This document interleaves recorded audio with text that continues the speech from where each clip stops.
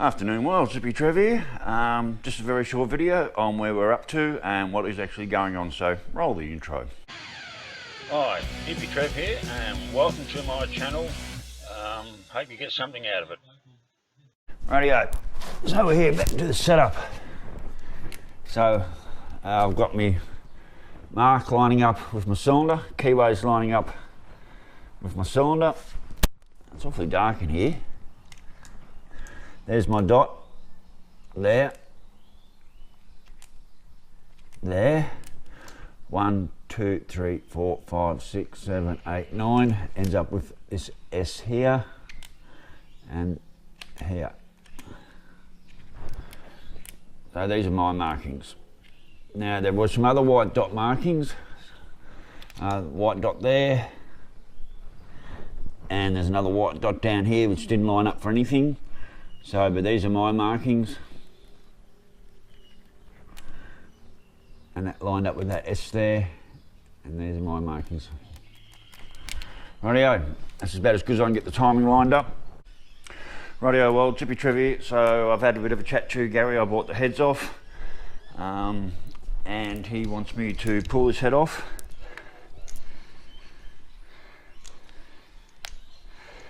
He wants me to pull this head off and bring it up so he can have a look at this crack, which I'm not 100% sure that is a crack. I don't know what the hell that is, but anyway.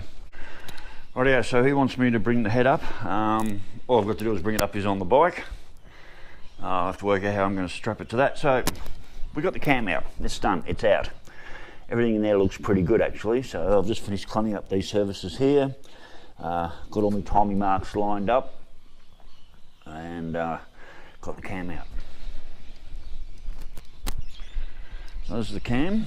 We can show you the damage. Firstly, the numbers on the back are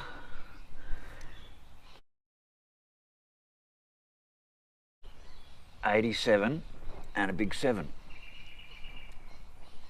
So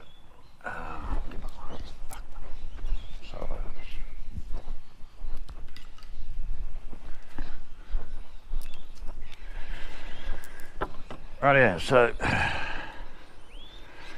the number we have on the back of the cam here is the number 87, and with a much larger 7 down the bottom there. So this is the cam that came out.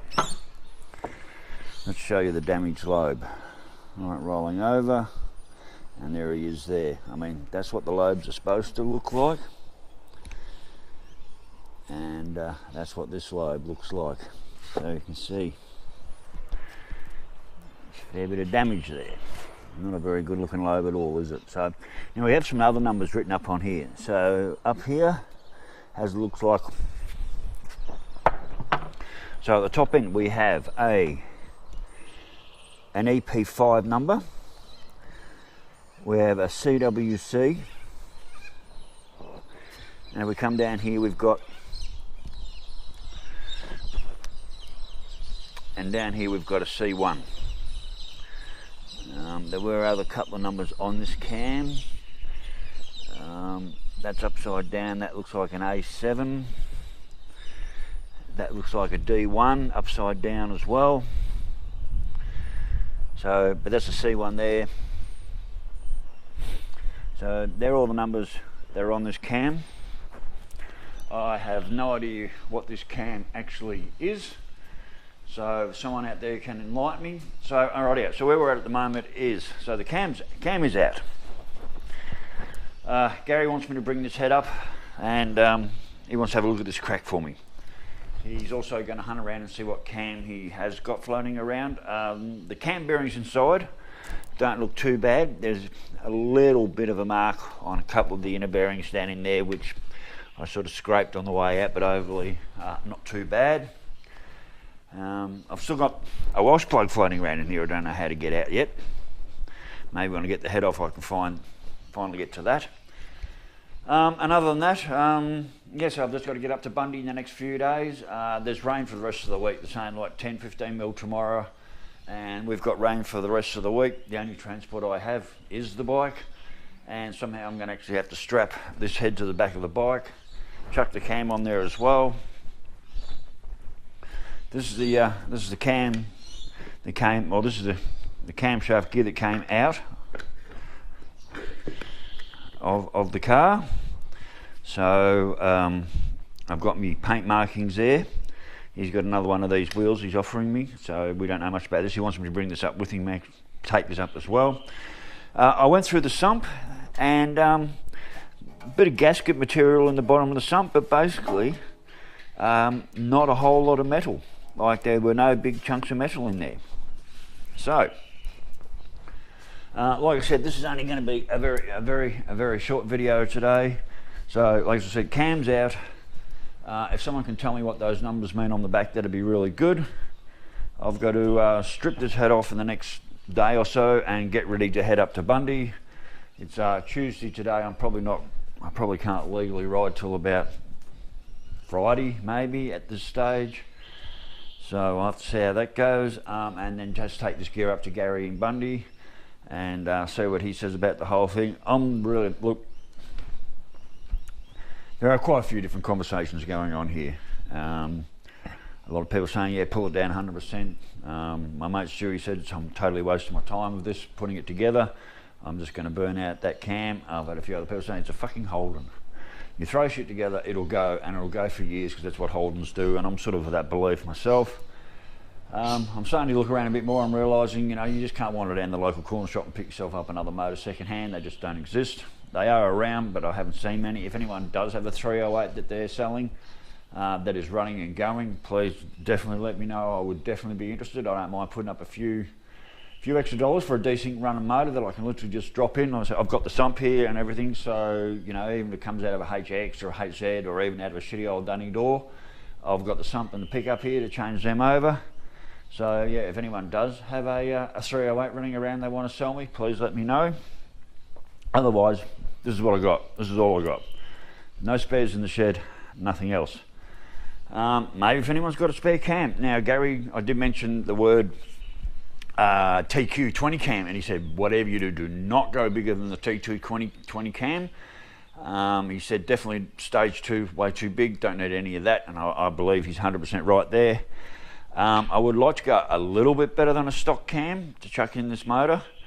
I mean, it could all be for nothing too, as my mate Stewie said, you know, 100, 200 mile down the road this motor's going to shit itself. I really don't believe that, to tell you the truth. The bottom end's too good on this motor.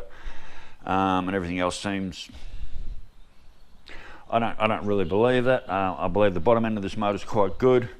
Yes, it does have that hot spot, but when I put the lower operating thermostat in there, it didn't overheat. So if I don't have a hot spot, then you know it's not going to burn anything out. So I really am. I'm left. This is it. This is all I got. This is what I got sitting in the shed to work with right now.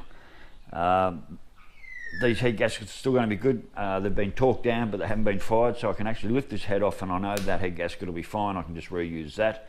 Get this head up to Gary, see what he's got to say about this crack. See if he's got any cams floating around, and get a rough idea. I'd rather listen to this guy. I'd rather put in whatever he tells me to put in than probably anyone else. And no offence to you guys, that probably know. Well, no offence to you guys, I know a shit lot more about these motors than I do. This is this really is the first time around for me actually delving this deep into a motor with this much problem. But I do have to get this car on the road. I do not like the idea of it sitting around. As I said, if someone's got a 308 they want to throw my way, absolutely, I'm keen. Even a running 253. Bruce Stewie over in Harvey Bay, mate. You did offer me that 253 as a borrow. Well, you know, I'm not big on borrowing motors. How much would you want if you wanted to sell it to me? I mean, one, I don't know anything about the motor. So instead of being on a borrow, would you be actually interested in selling me that motor? And if so, come back to me with a price. So anyway, rightio world. So like I said, this is just a very short video, just letting you know where we're at. Cam is out on the bench. If someone can understand and decipher those cam numbers for me and tell me what I got, that'd be great. This head's coming off probably tomorrow. I'll probably rip in this tomorrow, get this head off and organise somehow strapping it to the bike. So I don't really have a very large pack rack on the bike, so somehow I'm going to strap the cam to the back of this bike somehow I'm going to strap the head to the back of this bike, I'm going to strap the cam to the back of this bike and the cam gear. We'll take it all up to Gary and let him have a good look at things.